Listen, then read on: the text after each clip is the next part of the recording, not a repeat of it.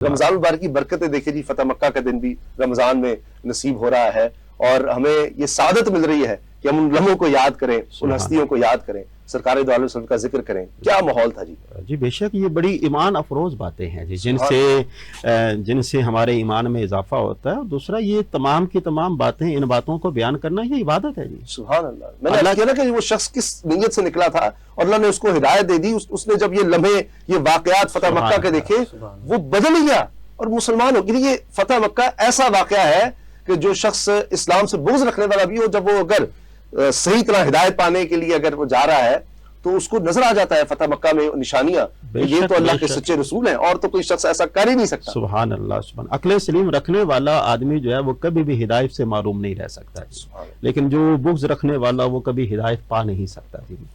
فتح مکہ جس طرح کہ قبلہ پیر صاحب نے بیان فرمایا، بڑا خوبصورت بیان فرمایا، تمام انبیاء اعظام، رسولان اعظام میں سے ایک بھی ہستی ایسی نہیں ہے کہ جس نے بیت اللہ کی طرف سفر نہ کیا ہو۔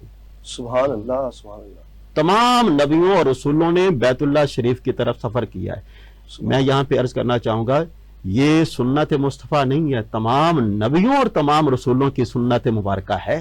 یعنی بیت المقدس اپنی جگہ، بیت المقدس اپنی جگہ پر، لیکن بیت اللہ کی عظمت یہ ہے کہ یہاں سب نے سفر کیا اس کی طرف، اور سب اس کی زیارت سے فیض یاب ہوئے ہیں جی۔ اتنی عظمتوں والا یہ گھر ہے، اور بیت اللہ شریف کو دیکھنا یہ عبادت ہے جی۔ سبحان اللہ، بے شک۔ غار حرا میں جب اللہ کے پیارے رسول تشریف فرماتے ہیں، روایت میں آتا ہے غار حرا کے باہر نا پاس وہ سامنے ایک کھڑکی تھی جی، سبحان اللہ، ایک سوراخ تھا، وہاں سے اللہ کے پیارے رسول صلی اللہ علیہ وآلہ وسلم بیت اللہ شریف کو دیکھا کرتے۔ سبحان اللہ، سبحان اللہ، سبحان یہ غار حرا کی عبادت ہے جی، سبحان اللہ، جو آپ وہاں پر فرمایا کرتے۔ اسی وجہ سے ہمارے پیارے رسول نے ہمیں یہ تعلیم دی گئی ہے کہ تم بیت اللہ شریف جاؤ، وہاں پر جا کر بیٹھو تو وہاں پر اس کی زیارت کرو، تمہارا دیکھنا یہ عبادت جو ہے وہ شمار کیا جائے گا۔ فتح مکہ جو ہے یہ 20 رمضان المبارک 8 ہجری کو ہوا ہے۔ دو ایسی فتوحات ہیں، ایک غزوہ تبوک اور ایک فتح مکہ، جو بغیر کسی تلوار کے نبی معظم شفیع مکرم کی حکمت عملی سے اللہ پاک نے ان دونوں میں مسلمانوں کو فتح و نصرت سے ہمکنار فرمایا ہے، بغیر کوئی تلوار اٹھائے۔ یعنی اس میں رحمت اللہ عالمینی بھی نظر آتی ہے سرکار کی، کوئی کسی کو زخمی بھی نہیں ہونا پڑا۔ سبحان اللہ۔ اللہ کے پیارے رسول صلی اللہ علیہ وآلہ وسلم کی جنگی حکمت عملی تھی ہی یہی، اگر کوئی آپ کے سامنے سرنڈر کرتا ہے آپ نے اس پر ہاتھ نہیں اٹھانا جی، اگر کوئی، اور شرائط طے فرما دی ہیں جی، بچے، بوڑھے، خواتین، جانور، مال، مویشی، ان پر آپ نے حملہ نہیں کرنا۔ سب سے بڑی بات یہ، آپ کا بڑے سے بڑا دشمن ہو، جب وہ آپ کے سامنے امان امان کہہ دینا آپ نے اس کو امان دے دینی ہے۔ یہ جو امان امان کا لفظ ہے، یہ فتح مکہ مکرمہ کے موقع پر سب سے زیادہ ہمیں سنائی دیتا ہے جی۔ ہماری طرف سے امان ہے جی، فلاں کے ہاں چلے جاؤ ہماری طرف سے امان ہے، جناب سیدنا ابو سفیان کے گھر میں داخل ہو جاؤ ہماری طرف سے امان ہے جی۔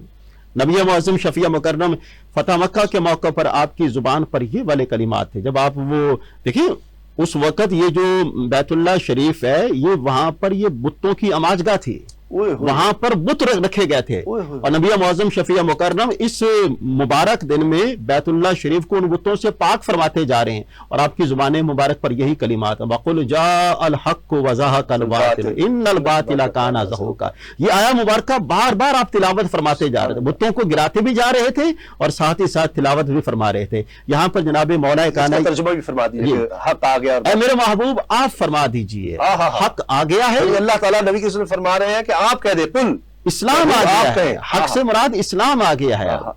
جاء الحق وزهق الباطل، باطل، کفر، شرک، سب کا سب کچھ جو ہے وہ چھٹ گیا ہے۔ جس طرح کہ جب بارش سے پہلے طوفان آتے ہیں اور آسمان جو ہے وہ ابر آلود ہو جاتا ہے، پھر اس کے بعد بارش جب برستی ہے تو آسمان جو ہے وہ صاف و شفاف ہو جاتا ہے۔ وزهق الباطل ان الباطل كان زهوقا، اور اس میں ہمیں یہ پیغام دیا گیا آپ نے ہمیشہ حق اور سچ کا ساتھ دینا ہے۔ یہ یاد رکھیں کہ باطل جو ہے یہ ہمیشہ رہنے والا نہیں ہے، اس میں مٹنا ہے اور یہ مٹ کر ہی رہتا ہے۔ حق کی یہ خاصیت ہے کہ یہ ہمیشہ قائم و دائم رہتا ہے، اور باطل کی یہ خاصیت ہے یہ کبھی بھی برقرار نہیں رہتا۔ آج اگر فلسطینیوں پر ظلم ہو رہا ہے یہ برقرار نہیں رہے گا، ظالم کا جی بالکل، اللہ پاک اپنی غیبی مدد و نصرت سے ان کو فتح یاب فرمائے گا جی۔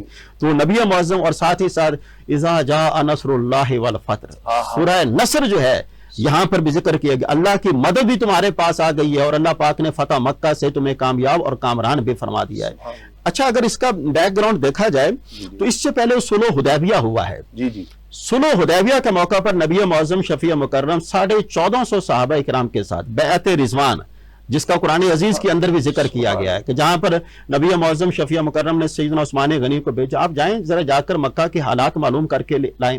وہاں پر تشریف لے جاتے ہیں اور وہاں کے سردار جو ہیں وہ کہتے ہیں آپ ہمارے عزیز ہیں جی، آپ ہمارے قبیلے کے ساتھ تعلق رکھتے ہیں، آپ ایسا کیجئے آپ کو عمرہ کرنے کی اجازت ہے پر آپ کے رسول کو عمرہ کرنے کی اجازت نہیں ہے. سیدنا عثمان غنی کا محبت والا جذبہ دیکھیے، آپ فرماتے ہیں یہ میں کیسے تصور کر سکتا ہوں کہ حضور کے بغیر میں عمرہ کر سکتا ہوں؟ نہیں، تعلق، رشتے، ناتے سب کے سب حضور کی ذات پر قربان. فدا کا بھی و امی یا رسول اللہ، میرے ماں باپ، میری آل اولاد، میرا گھر بار سب کا سب کچھ حضور کی ذات پر قربان، میں حضور کے بغیر یہ تصور بھی نہیں کر سکتا. یہ ہمارا سبق ہے کہ حضور کی ذات کے بغیر انہوں نے عبادت بھی نہیں کی وہاں. سبحان اللہ، اجازت بھی نہیں تھی کہ عبادت کر لو، تمہیں دے دیتے ہیں. کہا حضور کے بغیر نہیں، حضور کے بغیر تو حضور کے فرمان پر عمل نہ کرنے کا نتیجہ یہ ہے کہ غزوہ احد کے اندر دیکھا جا سکتا ہے.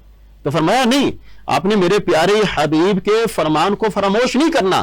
وہاں پر ہمارے لیے یہ تعلیم ہے، ہمیں سمجھایا گیا ہے کہ آپ نے زندگی کا کوئی بھی موقع ہو، اقبال فرماتے ہیں گردے تو گردد حریم کائنات از تو خواہم یک نگاہ التفات. میرے محبوب آپ کی ذات کی عظمت کا یہ عالم ہے کہ کل کائنات جو ہے وہ آپ کا طواف کر رہی ہے. میں چاہتا ہوں کہ ایک نظر مجھ گناہگار پر بھی پڑ جائے تو میری یہ کائنات جو ہے وہ روشن ہو جائے. تو جب وہاں پر تشریف لے گئے اور یہاں پر نبی معظم شفیع مکرم اللہ کے پیارے رسول ساری باتوں سے باخبر ہیں. آپ کو بتایا گیا کہ سیدنا عثمان غنی کو شہید کر دیا گیا. آپ نے فرمایا آؤ سیدنا عثمان غنی کے خون کا بدلہ جب تک نہیں لے لیں گے یہاں سے جائیں گے نہیں. تو 1450 صحابہ اکرام نے نبی معظم شفیع مکرم کے دست مبارک پر بیعت کی. جب بیعت ہو گئی نبی معظم نے اپنا دست مبارک ان کے ہاتھوں پر رکھا اور اس کے بعد کیا ایمان والی بات ہے، اللہ پاک فرماتا ہے ید اللہ فوق ایدیہم، میرے محبوب آپ کا ہاتھ آپ کے غلاموں کے ہاتھ پر ہے اور آپ کے ہاتھ پر آپ کے رب کا ہاتھ ہے. جی پھر اللہ پاک نے سید الملائکہ سے فرمایا جائیں اور میرے محبوب کو جا کر بتا دیں یہ جو جتنے صحابہ اکرام ہے 1450 جنہوں نے سیدنا عثمان غنی کے قصاص پر عہد کیا ہے، ہم نے ان تمام کو جنت کی بشارت عطا فرما دی ہے. حضور کے غلام کی عظمت پر قربان جائیں، ان کا خون اللہ کے ہاں کتنی قدر و قیمت والا ہے کہ ان کے خون پر عہد کیا جا رہا ہے. تو اللہ پاک نے تمام صحابہ اکرام کو جنتی ہونے کی ضمانت دی جا رہی ہے. یہاں سے فتح مکہ کا آغاز ہو جاتا ہے. پھر وہاں پر صلح حدیبیہ اس کی شرائط جو ہے وہ مقرر کی جاتی ہیں، لیکن وہ شرائط کی پاسداری جو ہے وہ یہود بھی نہیں کر پاتے اور مشرکین مکہ بھی اس کی شرائط کی پاسداری نہیں کر پاتے، جس کی وجہ سے وہ معاہدہ جو ہے وہ ختم ہو جاتا ہے. پھر نبی معظم جس طرح کہ قبلہ پیر صاحب نے بیان فرمایا 10,000 صحابہ اکرام کو لے کر آپ بیت اللہ شریف تشریف لاتے ہیں اور کیا عالی شان ہے. آپ نے کالے رنگ کا امامہ پہنا ہوا ہے جی، سبحان اللہ، اور کالے رنگ کا امامہ پہنا ہے. آپ اپنے اونٹ پر تشریف فرمائے. آج یہ انکساری کا یہ عالم ہے، آپ نے اپنے سر انور کو جھکایا ہوا ہے جی. اور امامہ شریف کا ایک حصہ جسے کہتے ہیں نا شملہ کہتے ہیں، وہ آپ کے اتر گیا اور اتر کر وہ آپ کی نیچے کی جانب آ رہا تھا. اتنی عاجزی اور انکساری کا عالم. ارے یہ وہی جگہ ہے کہ جہاں کے رہنے والے لوگوں نے مجھ پر ظلم و ستم کے پہاڑ گرائے تھے. مجھ پر گرائے ہوتے میں برداشت کر لیتا، انہوں نے میری فیملی تک کو نہیں چھوڑا. شیب ابی طالب میں 3 سال کی معصوری کو کون بھول سکتا ہے؟ تو فرمایا انہوں نے میرے غلاموں کے ساتھ ناروا سلوک کیا. لیکن آج نبی معظم شفیع مکرم کی ذات اللہ کا شکر ادا کرتی بیت اللہ شریف میں داخل ہوئی اور اللہ کا شکر ادا کیا، اور ساتھ ہی ساتھ صحابہ اکراموں کی زبانوں پر یہ والے کلمات تھے الیوم یوم الملحمہ. صحابہ اکرام فرما رہے آج بدلے کا دن ہے. جب اس جملے کی آواز نبی معظم شفیع مکرم کی زبان مبارک پر پہنچی، آپ نے فرمایا نہیں الیوم یوم المرحمہ، آج بدلے کا دن نہیں، آج معافی کا دن ہے. میرے کریم آقا صلی اللہ علیہ وآلہ وسلم نے فرمایا ہم نے ساروں کو امان دے دی ہے. جو حرم کعبہ میں آ جائے اسے امان، جو سیدنا ابو سفیان کے گھر میں داخل ہو جائے اسے امان، جو یہاں پر ہے ہی نہیں کوئی دوسرا اس کی طرف سے آ کر کہہ دے اسے بھی امان دے دی جائے. میرے کریم آقا فرماتے ہیں جاؤ ہم نے اسے بھی امان دے دی ہے. یہ کریم آقا صلی اللہ علیہ وآلہ وسلم کی حکمت عملی ہے جس کا آپ نے ذکر کیا ہے کہ مورخین جو ہے وہ فرماتے ہیں ایسی حکمت عملی جو ہے وہ اللہ کے سچے رسول کی ہو سکتی ہے کہ بغیر کچھ کیے. اسی کو کہتے ہیں نا کہ دلوں کی حکمرانی، اسی کو کہتے ہیں دلوں کا فاتح، اور دلوں کا فاتح جو ہے وہ نبی معظم شفیع مکرم کی ذات بابرکات ہے.